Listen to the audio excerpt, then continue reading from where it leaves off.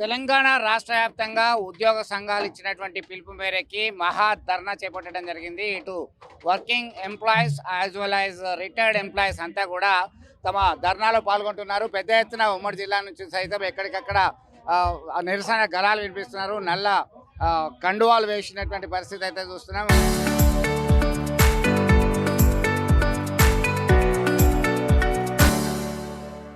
ఏకంగా నల్ల షర్ట్ వేసినటువంటి పరిస్థితి.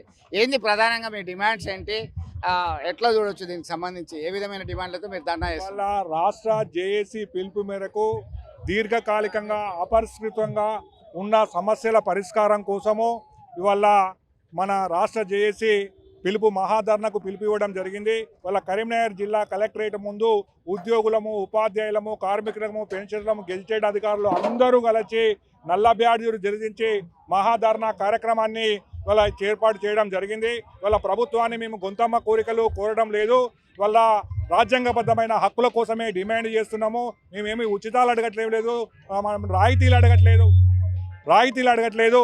మా దాచుకున్న డబ్బులను మాకు ఇవ్వమని చెప్పి అడుగుతున్నాము. అంతేగా మించి దాచుకున్న డబ్బుల కోసము ధర్నాలు చేయవలసిన దౌర్భాగ్య పరిస్థితులు ఏర్పడ్డాయి. వాళ్ళ 6 నెలలకో డిఏ, సంవత్సరానికో ఇంక్రిమెంట్, 5 నెలలకో పిఆర్సీ మాకు రావాల్సిన రాజ్యాంగబద్ధమైన హక్కులు ప్రభుత్వం వచ్చి 3 సంవత్సరాలు అయింది. 6 డిఏలు పెండింగ్లు ఉన్నాయి. ఇవాళ పిఆర్సీ అమలు కాలేదు. సిపిఎస్ను రద్దు చేసి ఓపీఎస్ను పునరుద్ధరిస్తామన్నారు. హెల్త్ కార్డును తీసుకొచ్చారు. హెల్త్ కార్డులో కూడా చాలా లోపాలున్నాయి.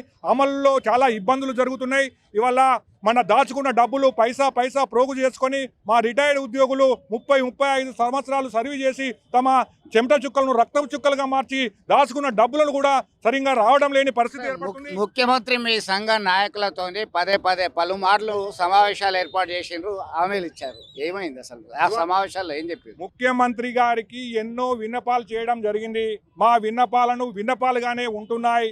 కానీ ఎన్నో చర్చలు జరిగినాయి. ఆ చర్చలను చెవిటోళ్ళ ముందా శంఖం ఊదినట్టుగానే కనబడుతుంది. కాబట్టి ఇలాంటి సమస్యలు పరిష్కారం కావాలంటే ఒక ఉద్యమ మార్గమే ఎంచుకోవాలి.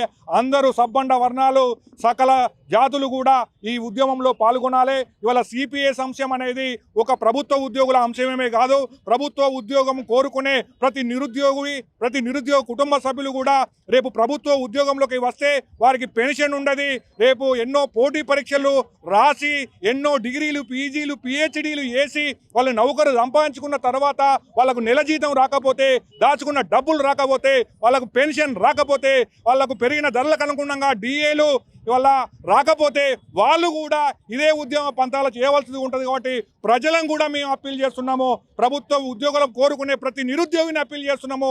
ఈ ప్రభుత్వ ఉద్యోగుల జీతాల కోసం మీరు కూడా మద్దతు తెలపండి, మాకు సపోర్ట్గా రండి. ఇవాళ రాజకీయ పథకాలను తీసుకొస్తున్నారు, ఓట్ల పథకాలను తీసుకొస్తున్నారు. ఈ రాజకీయ పథకాలలో, ఓట్ల పథకాలలో కూడా మా ప్రభుత్వ ఉద్యోగులు ఉన్నారు.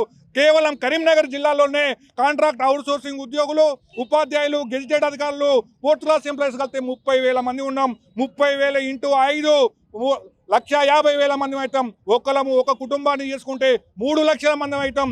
రేపు ఎంతో మందిని మార్చిన చరిత్ర మాకుంది. మేము ఏ రాజకీయ పార్టీకి వ్యతిరేకం కాదు, ఏ రాజకీయ పార్టీకి అనుకూలం కాదు. మమ్మల్ని ఎవరైతే కంటికి రేపులా చూసుకుంటారో వాళ్ళ ప్రభుత్వ సంక్షేమ పథకాలను ప్రజల్లోకి తీసుకుపోయి సమర్థవంతంగా అమలు చేసేది మేము. అలాంటి ప్రభుత్వ ఉద్యోగుల సంక్షేమం చూడవలసిన బాధ్యత ఈ ప్రభుత్వాలకు ఉందని తెలియజేస్తున్నాం. మొత్తం మీద ఇచ్చిన హామీలు వెంటనే నెరవేర్చాలనేటువంటి డిమాండ్తో ముందుకు రావడం జరిగింది. ఇప్పటికే అనేక సందర్భాల్లో హామీలు ఇస్తున్నారు, మర్చిపోయారు అనేటువంటి కోణంలో మాట్లాడినటువంటి పరిస్థితి మనం గమనించవచ్చు. దీనిలో భాగంగా ఒకవైపు ఉద్యోగ సంఘ నాయకులు, రిటైర్డ్ ఉద్యోగులందరూ కూడా ఉన్నారు. రిటైర్డ్ ఉద్యోగులకి ఏంటి సమస్యలు, మీ డిమాండ్లు ఏంటి? అసలు సాధారణంగా ఉద్యోగస్తులకు ప్రత్యేకమైన సమస్యలు ఏముంటాయి, ఉద్యోగస్తుల సమస్యలు, మా రిటైర్డ్ ఉద్యోగుల సమస్యలని ఈ సందర్భంగా తెలియజేస్తున్నాను. ప్రత్యేకంగా ఈరోజు మహాధరణ కార్యక్రమానికి అధ్యక్షత వహించిన గౌరవనీయులు పెద్దలు కరీంనగర్ జిల్లా జేఏసీ చైర్మన్ దారం శ్రీనివాస్ రెడ్డి గారు, అలాగే సెక్రటరీ జనరల్ సోదరులు మడిపల్లి కాళీచరణ్ గారు, యావత్ ఉద్యోగస్తులకు ఈ ఉద్యమాభివందనాలు తెలియజేస్తూ, మిత్రులారా, ఈ రాష్ట్రం ఏర్పడిన తర్వాత, ఈ ప్రభుత్వం ఏర్పడిన తర్వాత ఈ రాష్ట్రంలో అన్ని రికార్డులు కూడా బద్దలవుతున్నది. ప్రత్యేకంగా మొత్తం యావత్ భారతదేశంలో 6 డిఏలు పెండింగ్ ఉన్న రాష్ట్రం ఏదైనా ఉందంటే అది తెలంగాణ రాష్ట్రం అని ఈ సందర్భంగా మీ అందరికి తెలియజేస్తున్నాను. అలాగే ఇంకొక రెండవ రికార్డు ఏంటంటే పిఆర్సీ కమిటీ వేసి ఉమ్మడి ఆంధ్రప్రదేశ్ రాష్ట్రంలో అయినా కానీ తెలంగాణ రాష్ట్రంలో అయినా కానీ 3 కమిటీ వేసి 3 సంవత్సరాల కాలం గడిచినా కానీ ఇంతవరకు రిపోర్టు తెప్పించుకొని ప్రభుత్వం కూడా ఈ ప్రభుత్వమే అని ఈ సందర్భంగా తెలియజేస్తున్నాను. మీ అందరికీ తెలుసు ఈరోజు దాదాపుగా 1,60,000 మంది సిపిఎస్ ఉద్యోగులు ఉన్నారు. సిపిఎస్ ఉద్యోగులు ఆ రోజు ఈ ప్రభుత్వం వాగ్దానం చేసింది. సిపిఎస్ ఏదైతే ఉందో ఇప్పటికీ 4 రాష్ట్రాలలో సిపిఎస్ ఉద్యోగులను ఓపీఎస్గా మార్చడం జరిగింది. 5వ రాష్ట్రం మా ఉద్యోగుల పటిష్టతోటి 5వ రాష్ట్రం తెలంగాణ రాష్ట్రమే ఏర్పడుతుంది అని ఈ సందర్భంగా మీ అందరికీ తెలియజేస్తున్నాను. అలాగే మీ అందరికీ తెలుసు ఇవాళ హెల్త్ కార్డుల పరిస్థితి ఏందో. మా దగ్గర నుండి జూన్ నుండి ఈ ప్రభుత్వం 1.5% వసూలు చేస్తుంది. ప్రభుత్వం జమ చేస్తుందో జమ చేస్తలేదో ఇంతవరకు ఎవరికి తెలియదు. దానిపైన ప్రభుత్వం వివరణ ఇవ్వాలి.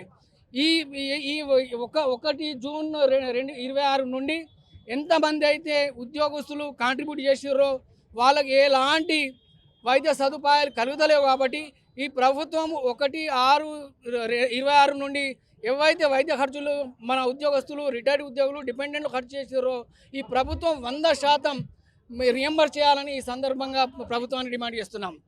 సో మొత్తం మీద ఉద్యోగులు, పదవి విరమణ చేసిన ఉద్యోగులు, టీచర్స్ అసోసియేషన్ అన్ని సబ్బండ వర్గాలకు సంబంధించిన వాళ్ళందరూ కూడా వచ్చి మహాధర్నాలో పాల్గొనడం జరిగింది.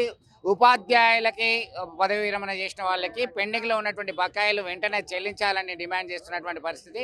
కాంట్రిబ్యూటరీ పెన్షన్ స్కీమ్కి సంబంధించి సైతం మీరు డిమాండ్ చేస్తున్నారు. పెద్ద ఎత్తున తరలి వస్తూ వారి యొక్క నిరసన ప్రదర్శన కార్యక్రమం అయితే చేస్తున్నటువంటి పరిస్థితి దీనిలో మనం చూస్తున్నాం. ప్రత్యక్షంగా ఇదంతా కూడా వివిధ ప్రాంతాల నుంచి రిటైర్డ్ ఎంప్లాయీస్ అసోసియేషన్ సైతం వీళ్ళందరూ కూడా పెద్ద ఎత్తున తరలి వస్తున్నటువంటి పరిస్థితి అయితే గమనిస్తున్నాం. ఇది మొత్తం మీద రాష్ట్ర ప్రభుత్వం ఇచ్చినటువంటి హామీలను నెరవేర్చకపోతే దాని యొక్క మార్చే స్థితి గతంలో ఉంది, ప్రస్తుతం సైతం ఉంది అనేటువంటి కోణంలో మనం మాట్లాడుతున్నటువంటి పరిస్థితి గమనించవచ్చు. రిటైర్డ్ ఎంప్లాయీస్ సంబంధించినటువంటి నేత ఉన్నారు, ఎట్లా చూడండి.